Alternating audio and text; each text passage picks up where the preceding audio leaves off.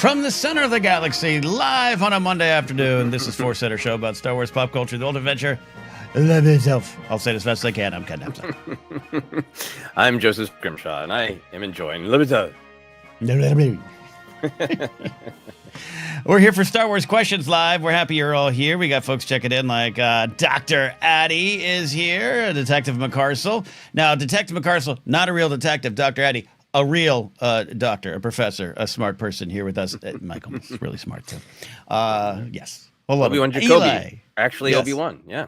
Amazing. Yes. Yeah, he's actually Eli Giannini from Tahini here on a Monday. How are you, sir? Yeah, I'm doing well. We just recorded our episode about Frozen in Time from 2018, our news show that'll be out tomorrow if you're watching this live. And we still had a lot of things to say about some older Star Wars films. Great discussion.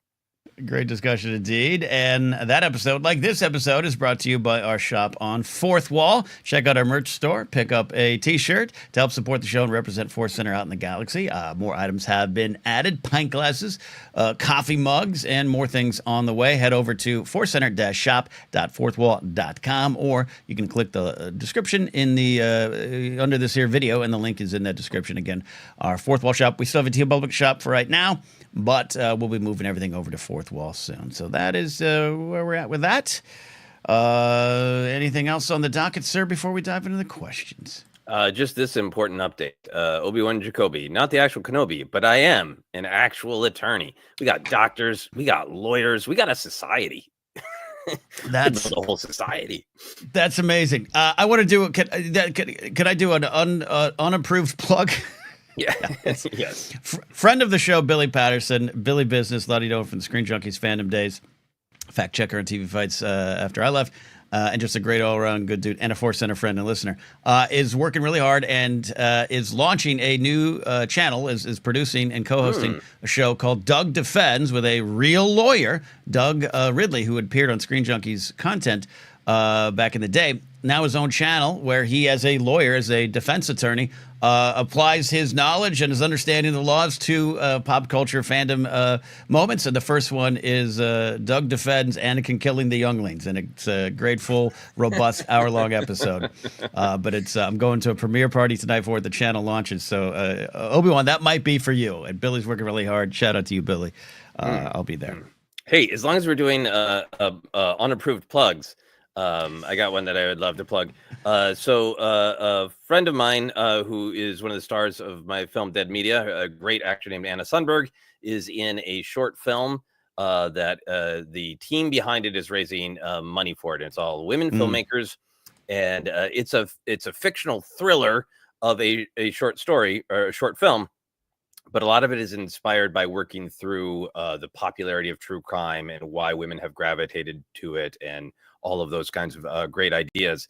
They are doing a Seed and Spark fundraiser, and they're getting down to the last couple days, and they're getting tight on making their goal.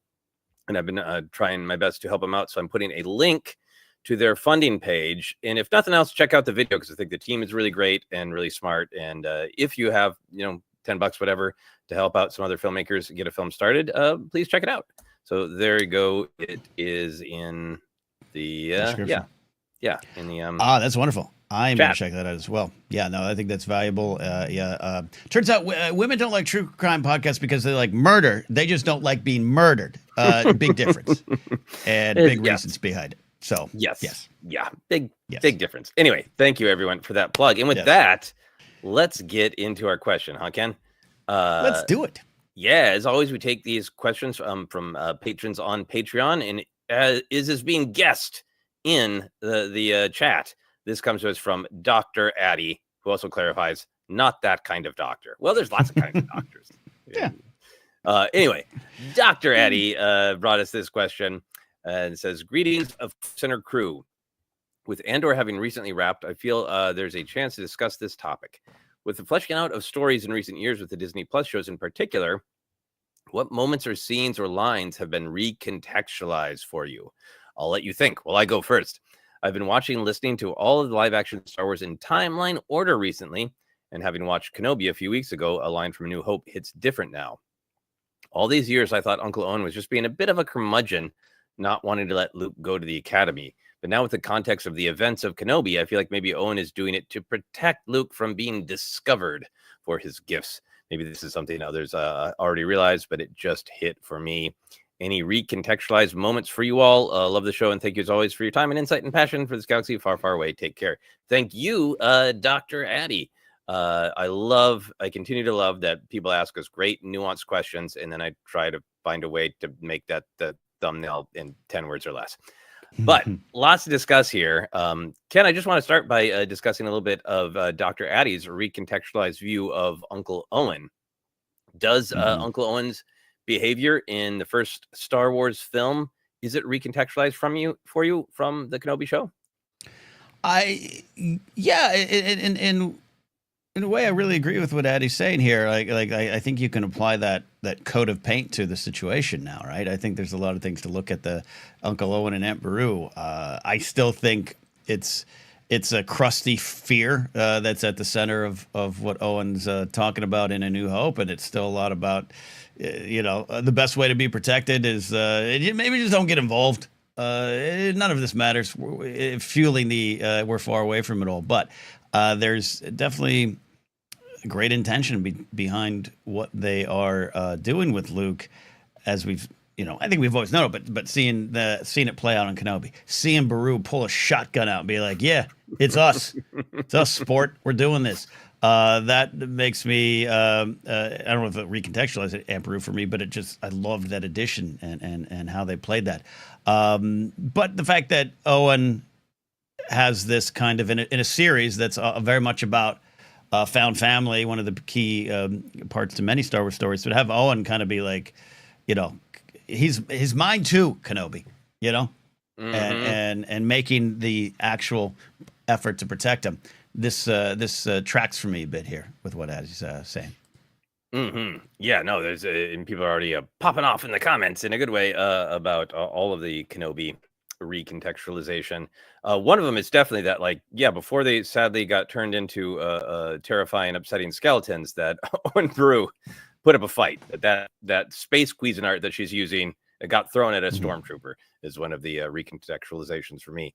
In terms of Owen, I feel like the ominous line of the Beru's hopeful line of he's got too much of his father in him. You can't keep him down on the farm. And Owen's ominous, that's what I'm afraid of.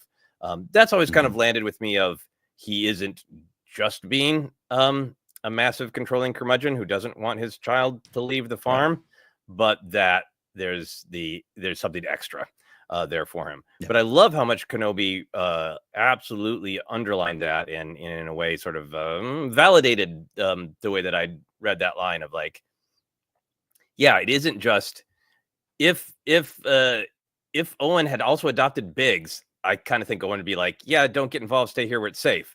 But with Luke, it's like, yeah, people are looking for you. They want to use you or kill you. You're going to die like your father did. Don't go anywhere. Don't get involved. Just have a happy life here on the farm. Look at what a nice life we got, kid. Come on. Yeah. I bought you a Skyhopper. Get off my back. Yeah, you get to hang out sometimes with your friends. Sometimes get to the fields and start working, buddy.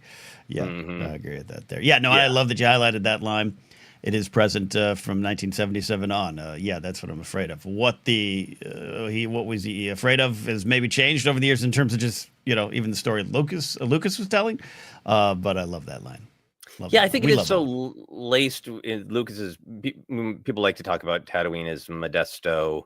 And there's so many moments where Star Wars is this very heightened version of real life.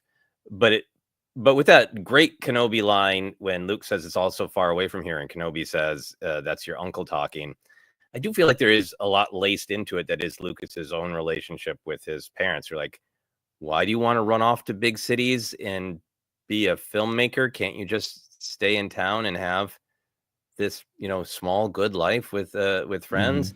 That there is some of that laced into it, but then with, being a wizard. Yeah. The other thing too, just talking about New Hope here in this moment and Owen and Beru, you mentioned Biggs and his leather pants and cape that shows up there in Tatooine. Now as the story of the rebellion, which was, always present and always part of it, but as it rolls out too, it's no longer, even it's simple for Owen and Beru with Luke. Like, you want to take a day trip to another planet or something. You know, it's like there's something actually going on.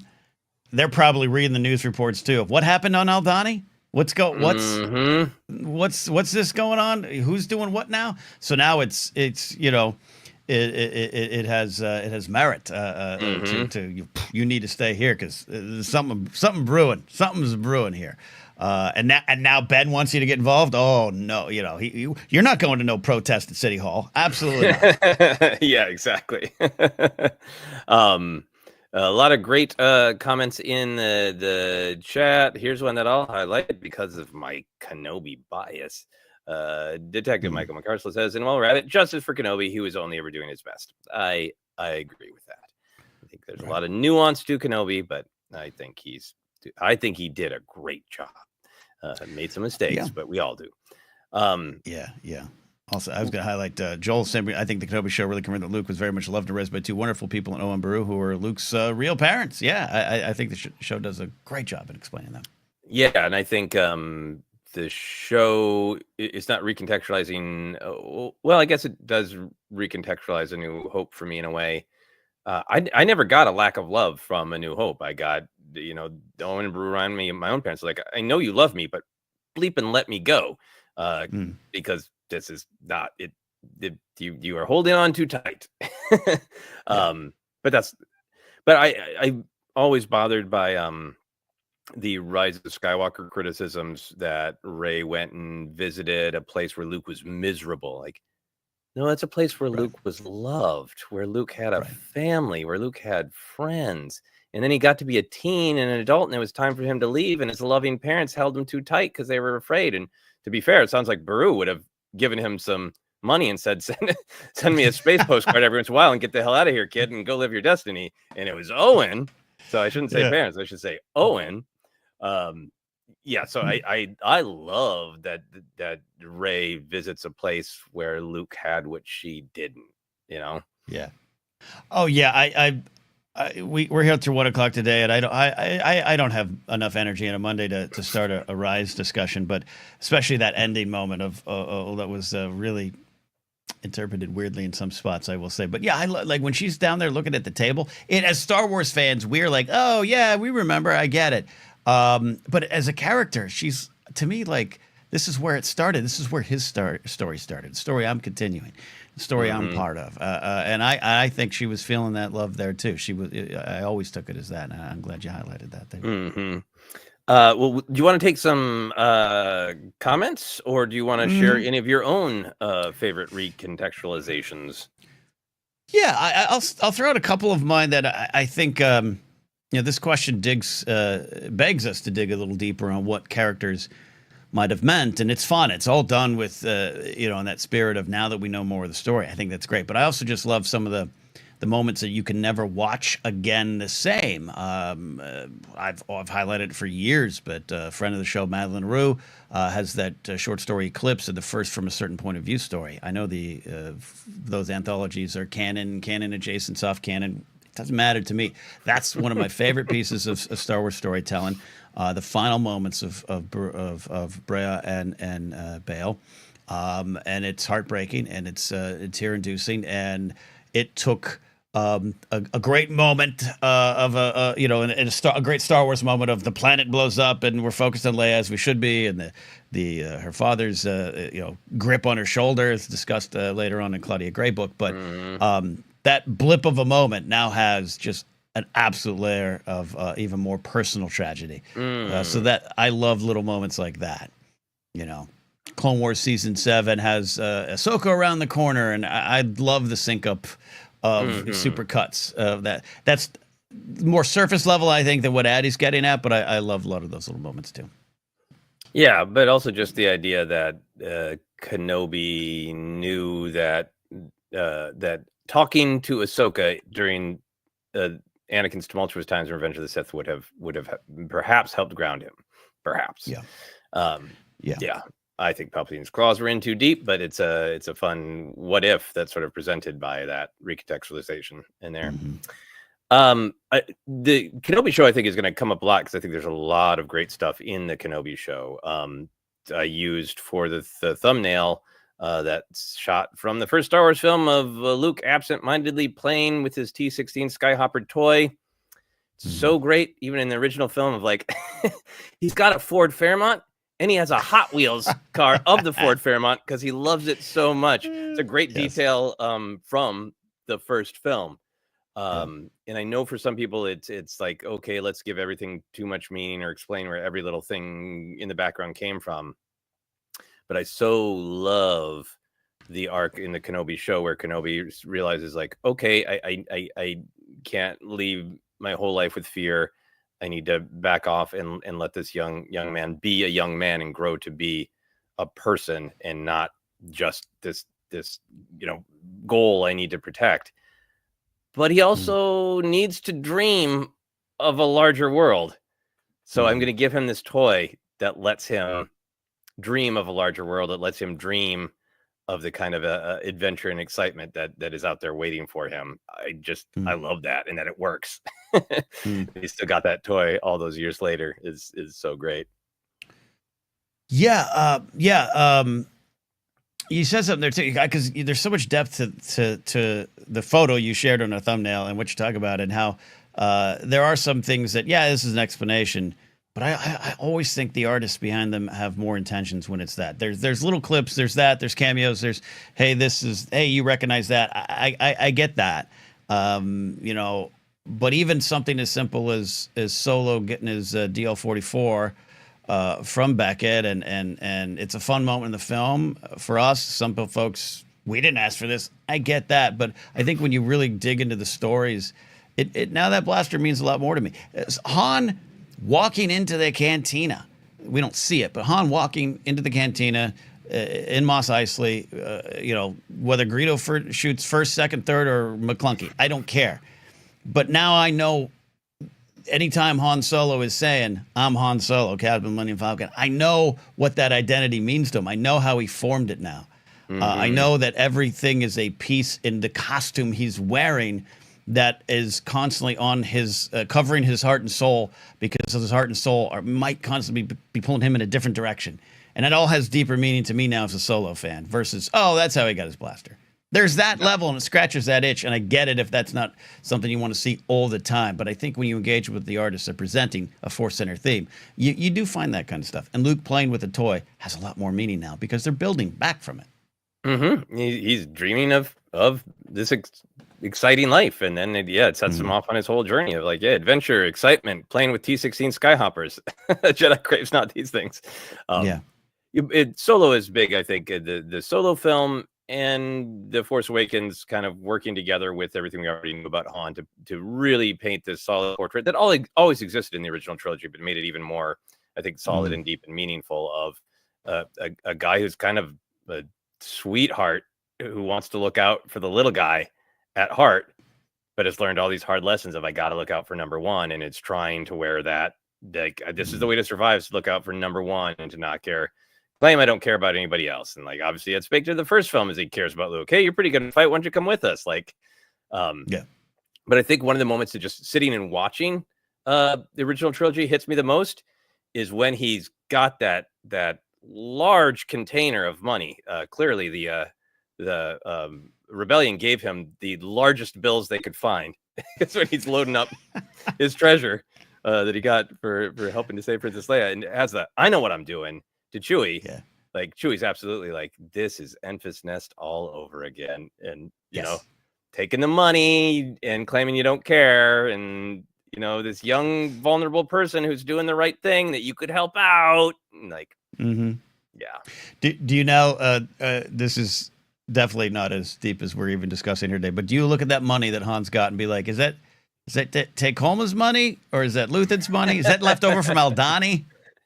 Oh yeah, is that money from the money he gave Enfys Nest that somebody put in an interest growing account 10 years ago, and now he's getting that money back that he gave to Enfys Nest. That's true. Yeah, that's true. And just how much it connects to his final moment of, even after all these years, the scariest thing for Han is to just be emotionally vulnerable, and of course he loves his son, but to just walk out on that, some people are like, why would Han Solo is smarter than that? Walk out on the bridge alone with the guy who has a lightsaber? Like, no, he is making himself absolutely emotionally vulnerable. It is the scariest thing for that man to do, which is why it's so brave. It's why it's a hero moment. It's why the cheek touch is a hero moment, because it's his heart, but he's always scared to be that vulnerable. Yeah, it's the entire life running away from what he feels is right, not what's right in terms of the scoreboard, but what his soul's telling him, right? Turns away from it until the very end. Yeah, he has his moments. He comes back and he's there, but it's always a war. I think it's always a war until that moment. He's just more comfortable that way, right? I mean, I've had moments in my life where I'm Han Solo where just like, yeah, I know I like people, I care a lot, but I don't really want to open myself up right now, and I'm just gonna be a grump. It's scary to open up.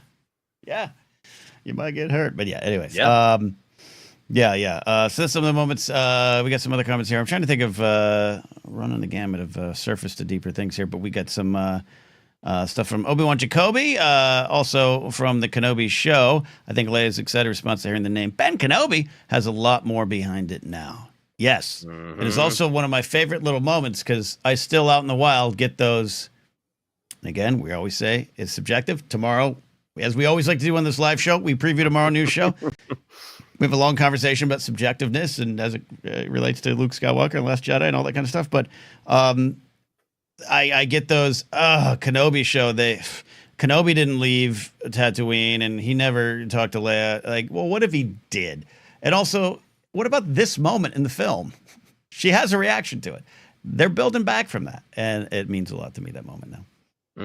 Yeah, and the hologram. I understand there's some dancing around to make sure it all tracks canonically. Yeah. But yeah, you're my only hope is extra powerful. Like, you helped me when I needed it in the past, and I think there's been so much great stuff with Leia too. But I will shout out Rise of Skywalker, recontextualizing Leia's journey in that she studied as a Jedi, she was raised Jedi Master, and there's so much in Rise of Skywalker that in the original trilogy we're introduced to the concept that she is another. We're introduced to the concept that the Skywalker twins are just as important as one another. There are hints of that, of Luke telling her, you've always been strong, all that kind of thing, how central she is to Luke's many decisions.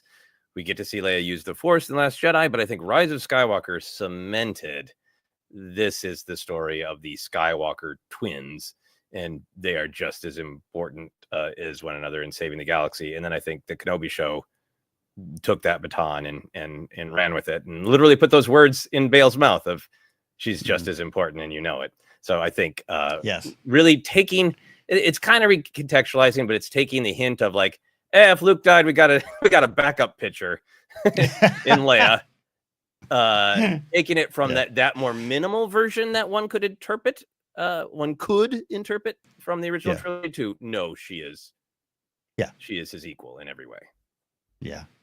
One moment I had, we get some more comments. One moment, going to Rogue One, asking your opinion on it more than anything.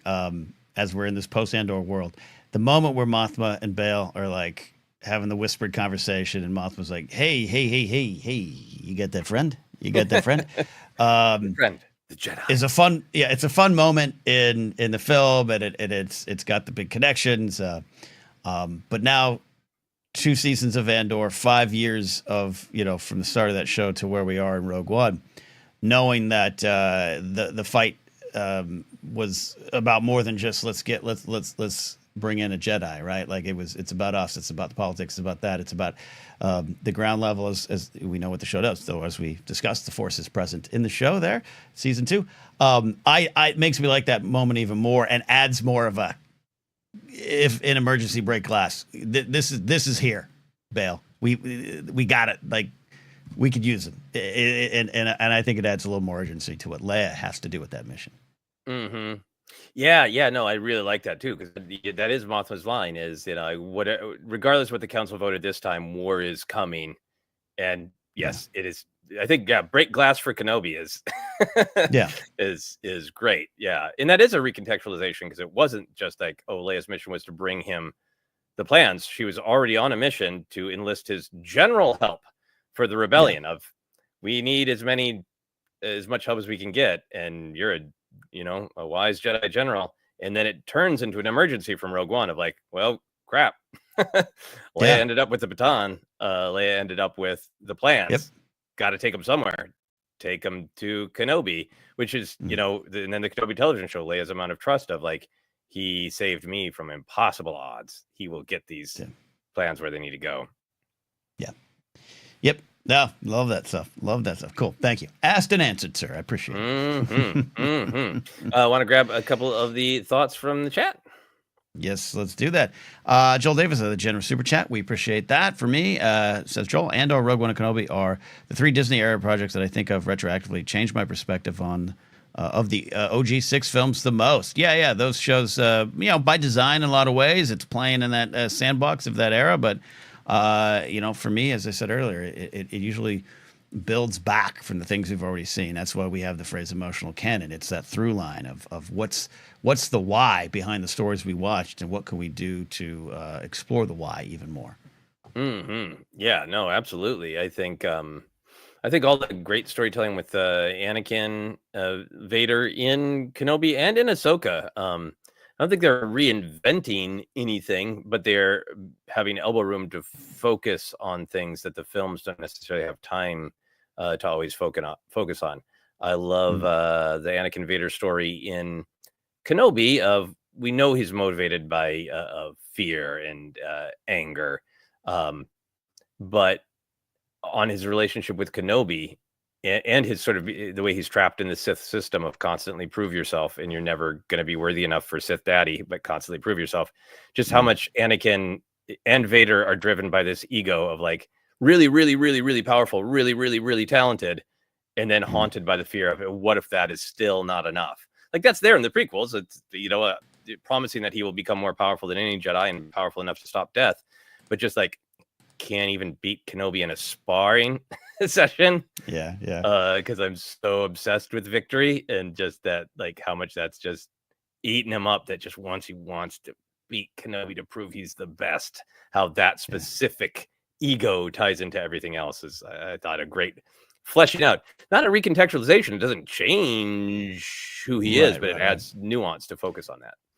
Yeah. I think we're moving all around the arena that the question today, built around our conversation here today. But I love what you say there too, of just that theme. We have that. We love the theme of Vader, all powerful, best in the world, all the skills, marches down hallways and never gets what he wants. And when he finally defeats Kenobi, now that we've seen this, Kenobi's like, yeah, do it. You're still not going to win. You're still not going to get what you want, even though you think you've bested me in this moment. Oh, Vader. Yep. Oh, he Vader. beats him physically and emotionally all the time. Every battle. Yeah. A lot of people talked about that moment in A New Hope of Obi-Wan smiling, not just at Luke, but at Luke and Leia, that they're together, that his time is past, that he's achieved what he needs to, and he can make this sacrifice. So Vader's focus stays on him.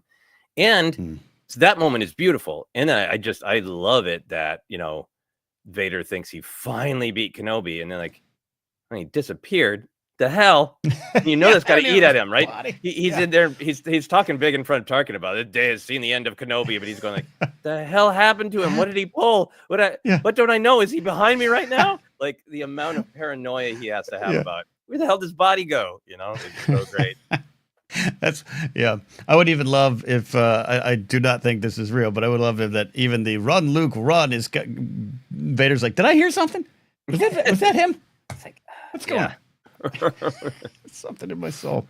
Great stuff. A lot of talk in here. If you got a specific answer to this, make sure you post it in here. We'll take some other questions at the end of the show here. We're here till 1 o'clock today, about another 30 minutes. If you got some other center related things, but we're having a lot of fun discussing the main topic here. Jeannie from Tahini. After getting to know the clones in the Clone Wars animated series, watching Order 66 and Revenge of the Sith is absolutely crushing. It was tragic before, but after, tears. I love that point. I think that's a great idea. One of the big things that the Clone Wars series did is we got to know these clones not just as pieces in a war puzzle, but as actual beings, individuals. In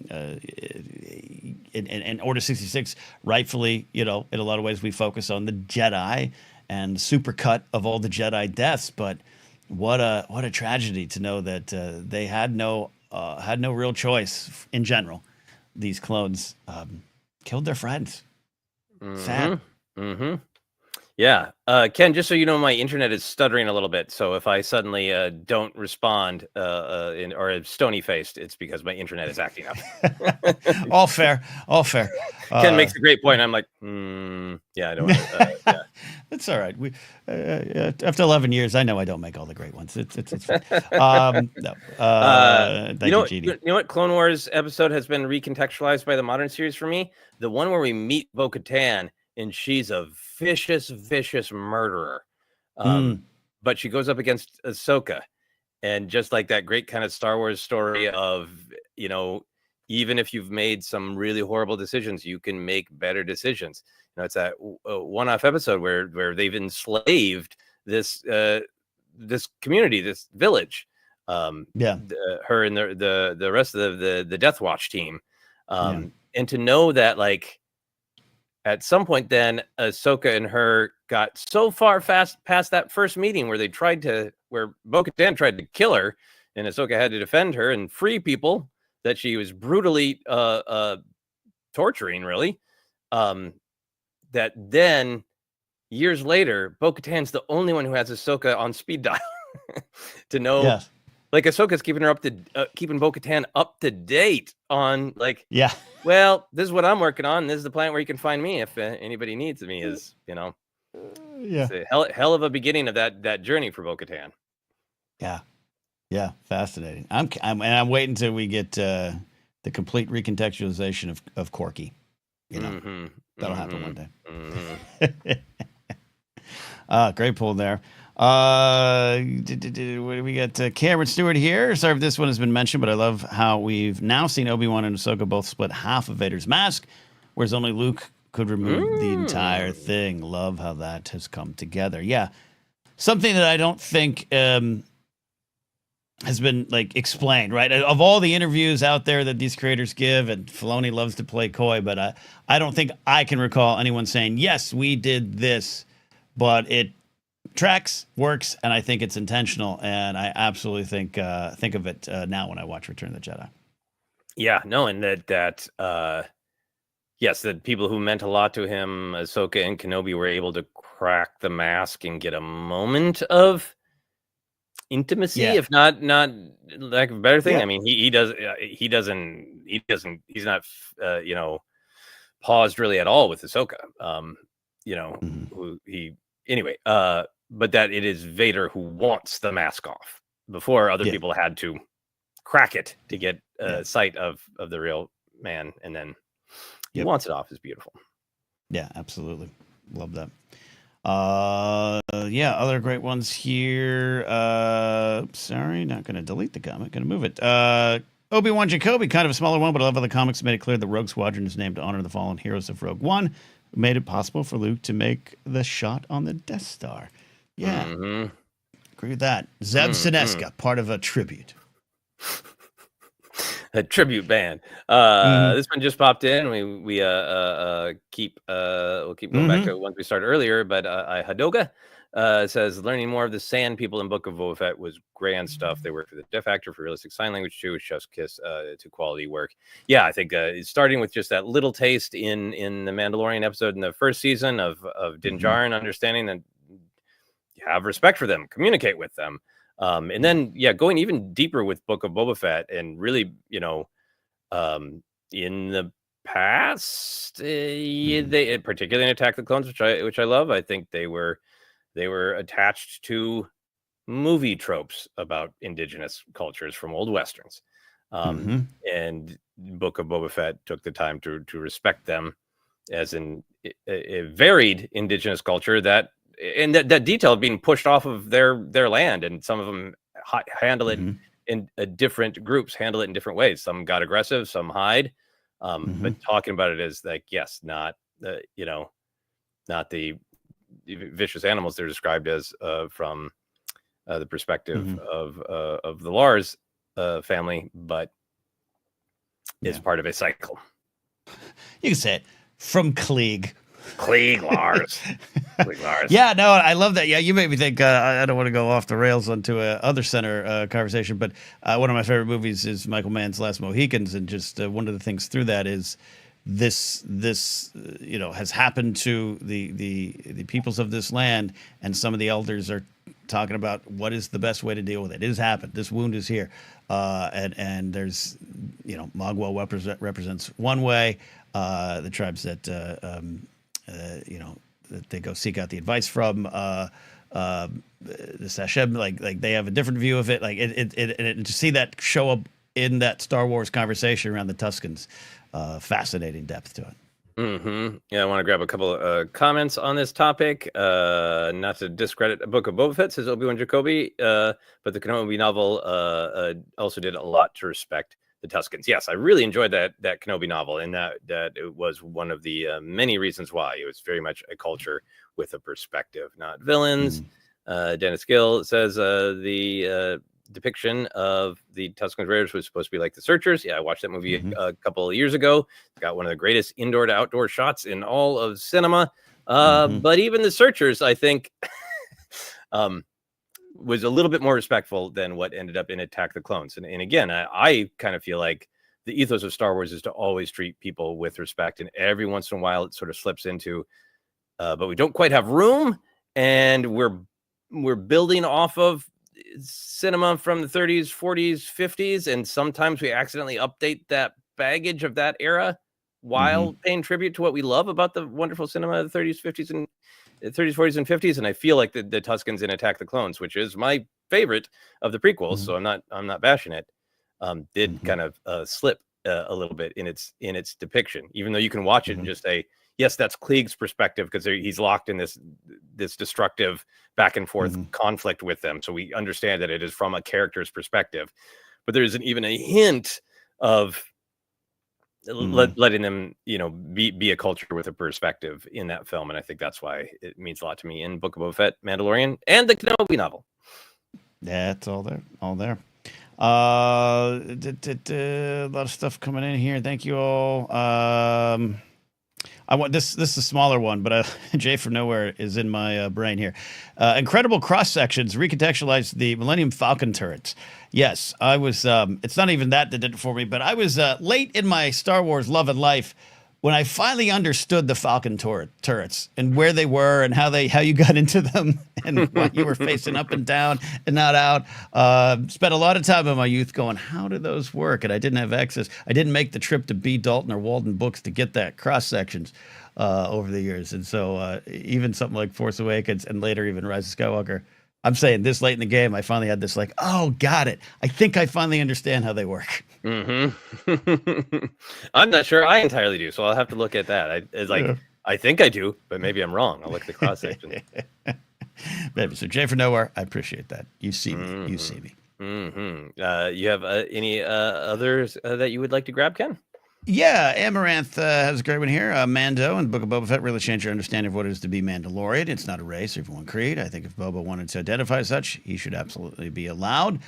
Yeah, I love that. And I love that this is one that even the series itself, dives into. We've talked about before, of course, but what we thought we knew from the Clone Wars, which was, I think, carried for a while as fact, not even canon, but just like fact. Django's not really a Mandalorian was something you'd say at a bar to win a trivia contest or just prove you knew something. And to get that, no, even the saga itself is pointing out that, no, that's a perspective. Let's recontextualize that within the story, not just even for us as a fan group. And I love the layers of that there, and love where they ended up, and love that a lot of it has to do with John going, here's what I want to do, and Dave and the team going, well, that might, but okay, let's figure that out. Let's do it. It's great.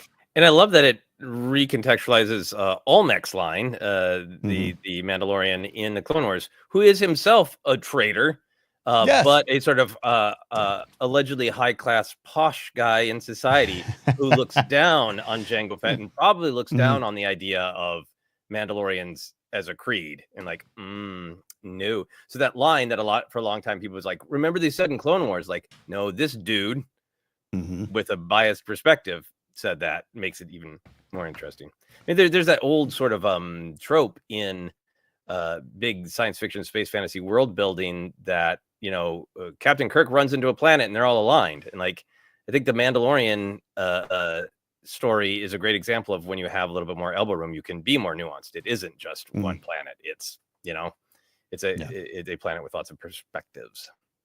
Yeah. I agree with that. Thank you, Amaranth.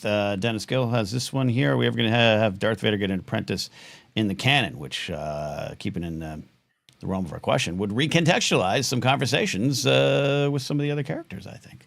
Are we ever going to see it? Are you ever going to see? I'm not even thinking about just specifically Star Killer, not one of my favorite characters of all time, though I do love the performance and did love the game. Don't you worry. I did love it, the first one.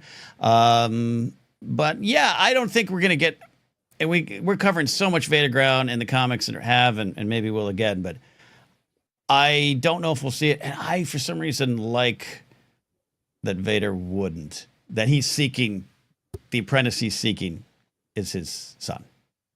That he would not accept a substitute. Yeah, that he's not interested in one. Yeah, I think all the Vader storytelling that I have read in the modern era, Vader is so focused on his agenda, at being pissed that the Emperor keeps doubting his commitment to the dark side, and going around and just kind of like, what does he need an apprentice for? Everybody he finds, he just uses. He uses the Inquisitors. He uses Dr. Aphra. He uses Sabe.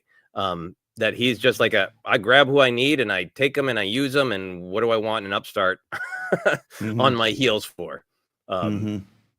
I'm open to the story, and I think there'd be interesting connections. And I never played the Starkiller video game, so I don't have that attachment that I know a lot of people do. But I kind of like Vader as like, I get it. I'm supposed to do the whole Rule 2 thing, and I'm supposed to find an apprentice and try to overthrow the master. But I got other priorities.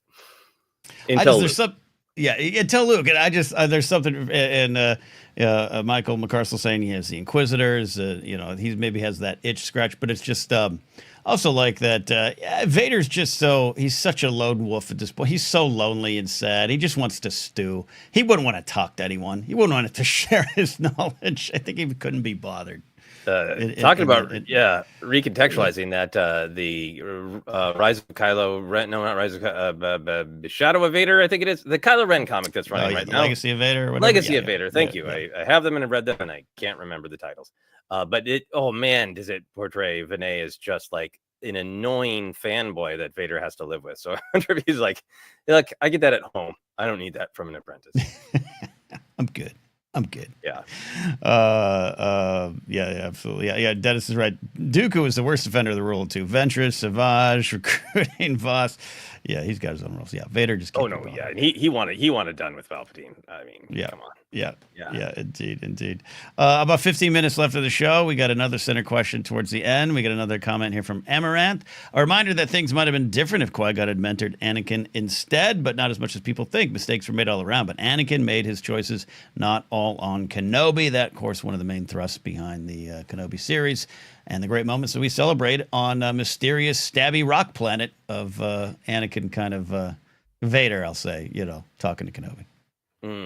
Yeah, no, I love that. That I love the more I sit with that, I love that. You didn't kill Anakin, I did. It's just such a great, like, it is, to me, it is both Anakin saying in his egotistical way, you didn't beat me. I made a choice. You didn't drive me to this. I did it all by myself. I don't need you, Dad, to turn me to evil. I chose it, and it is also, whether Anakin means it or not, letting Kenobi helping Kenobi to move on. I kind of don't think Anakin intends it that way. And I know some people disagree, but that's what I like about the line, is that it is open to interpretation. Yeah, but it's an insight into his mind at that point. It's Kenobi maybe hearing something, whether Anakin's 100% on, or Vader, whoever you want to call him in that moment, is I think honest in what he say, but like Kenobi can take for what he wants. He takes a lesson he needs to, I think, in a good way. But yeah, I'm with you on it. It definitely originates from you're firing me? Oh no, I quit. I quit, man. Like it's that vibe from Anakin that I love. It's the pain, man. And again, even in that moment, he's not defeating Anakin. He thinks, yeah, well, you ready for this sick bird? And Kenobi's like, thanks, man. That really helped me. Yeah. Cool. You didn't drop me. I jumped out of your arms.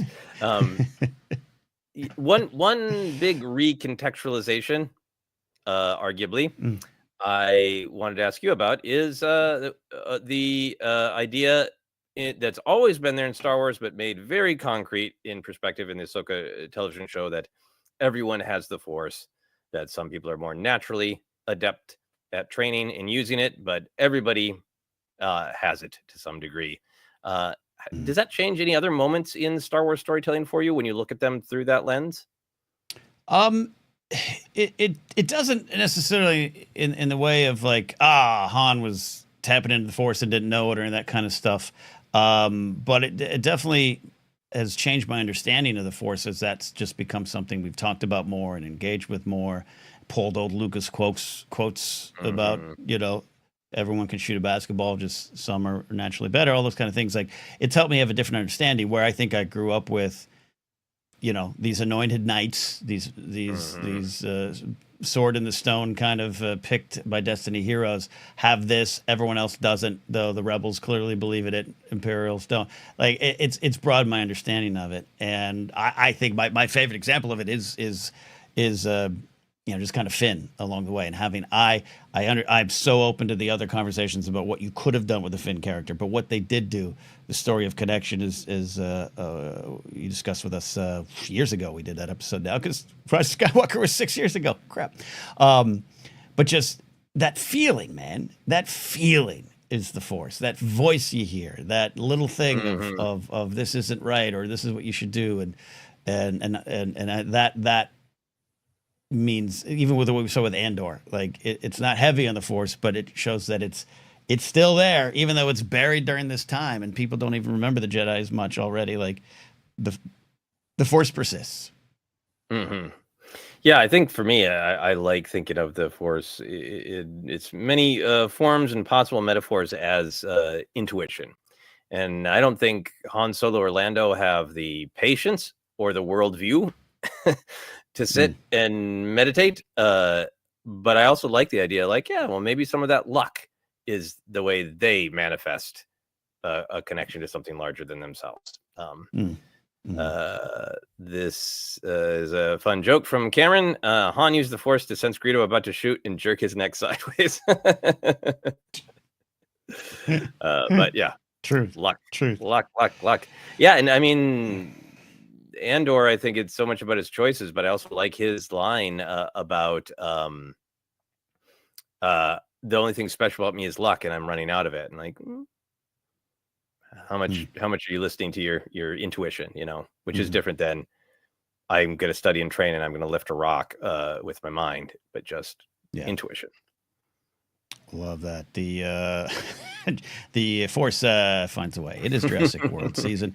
Our buddy Brian said Anakin would be like Dwight Schrute from The Office and name himself as his own apprentice. That's what I could see. I have found the perfect apprentice. Me. Dark Lord of myself. Yeah. Cameron Stewart adds, the Force healer at Andor is such a perfect expression of the Force and destiny that I didn't know I needed. And we recently discussed that on a bonus edition of the Andor Report. So check that out here on the feed or the channel. Yeah, I think, the recontextualization of the Rebel Alliance in the Disney era, of seeing these cells, seeing all the fractions, the different factions building to it is something we've talked about a lot lately too. Yeah. There's a lot of recontextualization or added layers in depth and just new angles. It's the fun of expanding the story. And sometimes, it like, even with your question about the Force, to me, like, as we've continued to learn more about it, and it's always been present, and I think Yoda's speaking about it in Empire, just you're not seeing it that way when you're 7, 8, 9, 10, and you grow up with kind of a view of it. But it challenged me a little bit. Like even Sabine in the Force training, like it still dredges up some old thoughts I have about who can train. And I love that it challenges me on it. It's one of the things I do love about the Ahsoka series a lot. But even talking about the Rebel Alliance, just what I had some preconceived notions, thoughts, and headcanon about how this came to be. And Andor sometimes rubbed up against it. And I think I landed in a real positive spot with it. But especially season one, a little bit of like, whoa, hold on here. I even still have, I get it within the context of the season and the show and the episode. But even when Andor says to Mothma, welcome to the rebellion, I want to be like, no. You're in her rebellion, bud. Calm down there. Yeah. Anyways. All right. You got any other recontextualizations that you wanted to talk about, Ken? None that popped to mind. We do have another center question dangling. If you want to get undangle it. Let's undangle it. Svetnik1138, Ethan coming in saying, other center question. I'm here to keep Bond Center alive. Bond Center's still alive. It's there. What do you think about Denis Villeneuve being chosen to direct the next Bond film? We even haven't had much chance to discuss this off air, Joseph. Finally got a director. We might finally be heading towards a new Bond. Your Bond thoughts as a lifelong Bond fan? Well, Bond Center we will get back to, and we're just trying to pay homage to the film series itself, which takes long, painful hiatuses. One of which we are in right now. I'm very happy with it. I feel like that the Broccoli families gave the creative control to Amazon for a boatload of money. Bless them. That Amazon was not going to find this scrappy young director, that Amazon was going to hire someone who's a big name director. And what I like about this director in particular is I think he has such a good mix of, he can handle franchises, existing properties, like with Dune. I think he is very good at action and spectacle, but he is always, his films are always leading from such an emotional, character-based place. And I think even though the Bond franchise is known for its sort of outrageous action, and it's kind of, I think, fallen behind other franchises for years in terms of the action. What is truly unique about Bond is the character, and I really go back to the sort of the brute in a suit, that this man who, out of necessity for his job, and out of a desire to enjoy the finer things in life because he might die any moment, appears to be sort of like a high-class gentleman with a tuxedo and a martini. But that's all the sort of surface. It's to contrast the utter brutality of the world that he lives in. And I think it's a great way to talk about the human experience, to live in a tuxedo and have to choke someone in a stairwell, and from the height of what civilization can be to the most base of what a civilization can be. I think that, to me, is what makes Bond unique. And frankly, I kind of trust this filmmaker to get into the heart of that and make sure that he explores what's different about Bond, instead of just chasing whatever action tropes are popular right now. I'm excited about this. I have to own, that I am a late stage Bond fan, meaning, I was there for the video game and Pierce Brosnan's first go around. And then it was never my favorite thing. At least I thought it wasn't, until Daniel Craig shows up. And now I'm a huge fan of that. And that's what Bond Center is about right now, at least with those films. So I'm already at this point of like, well, I wasn't checked in before, so if I check out, it's not a loss on my soul. But I'm intrigued by this. Not that I'd be super familiar with all of Villeneuve's work, other than covering him in the movie talk world for the last 10 years. But I haven't watched all of his stuff. But anytime someone like him, who has a very distinct style, who has done clearly big box office projects, but has maintained, his clear artistic vision on a lot of these things. If he's interested in this and he signs on to this, I'm intrigued. We know he doesn't want to do Star Wars. Michael McCarthy talked about his comments, and we did an episode about it. I can't. Uh, I have been annoyed by so many various directors saying mean things about Star Wars. I don't remember these particular comments, but I'm sure I was annoyed by them at the time. I was annoyed. I'm still kind of annoyed because it was it was like it peaked with that paraphrasing, but it peaked with Empire and those damn Ewoks and everything, and Oh, okay. All right. that's the Gen X line of thinking that really upsets me. That carried over into '97 and '99, but it's his, and he's super talented. And but the fact that he's like, cool, I'm not interested in Star Wars, even though I grew up with it, but I am interested in this.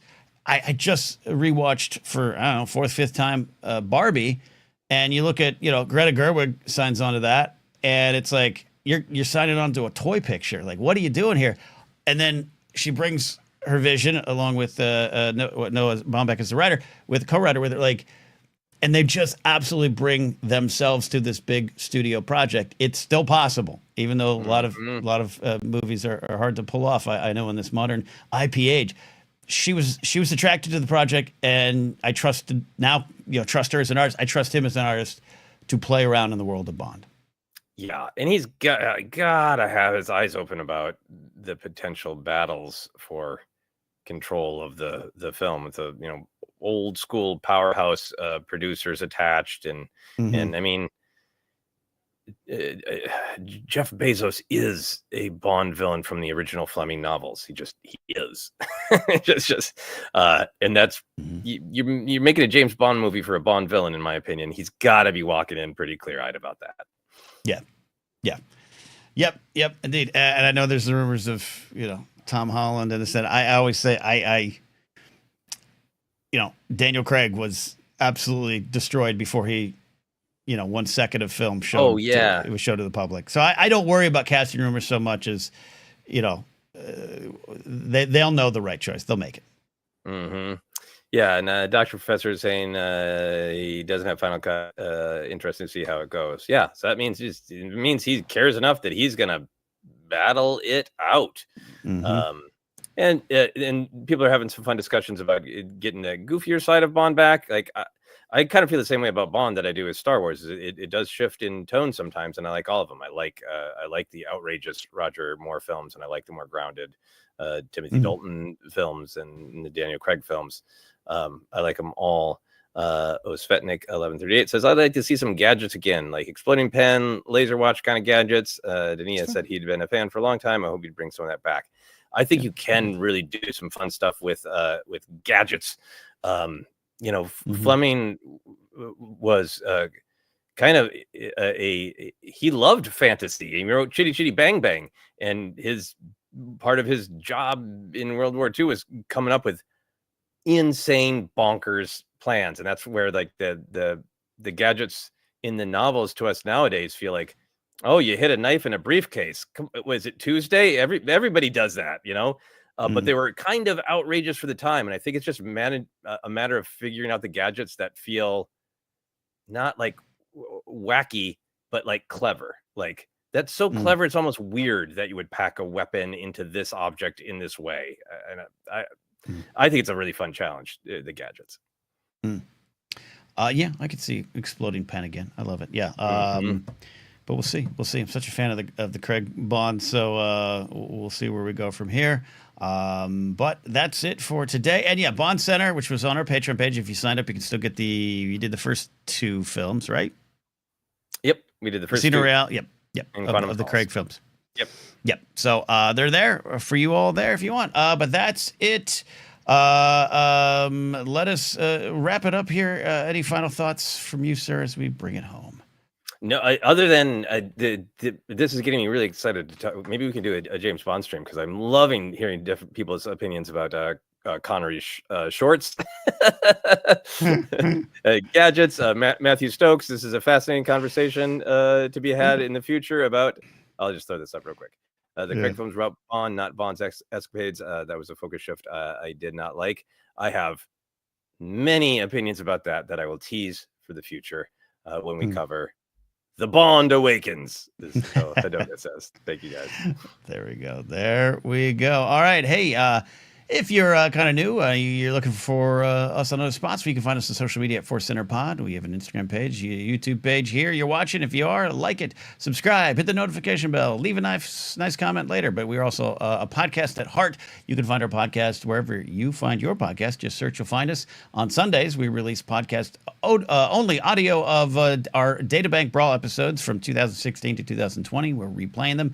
Join on that fun, nostalgic look through Star Wars conversation in 2016 to 2020. You can support us on Patreon at patreon.com/Force Center. From there, get into our Discord, merch at Fourth Wall, as we said. Follow me at Ken Napzok or go to my website, kennapzok.com for more. Love to see a lot of you pop on my live show, The Blathering. We go live 3 times a week on my YouTube channel. Joseph, where can they find and follow you and your adventures?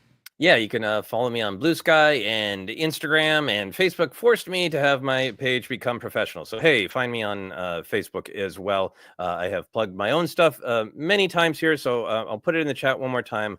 My friend's short film that the clock is ticking on their funding. So if you're interested, go check it out. And even if you aren't in a place to share, I think their trailer for what the film is about, a team of women filmmakers wrestling with what true crime means, is really interesting. So just go give the video a look. There it is. All right. We're out of here.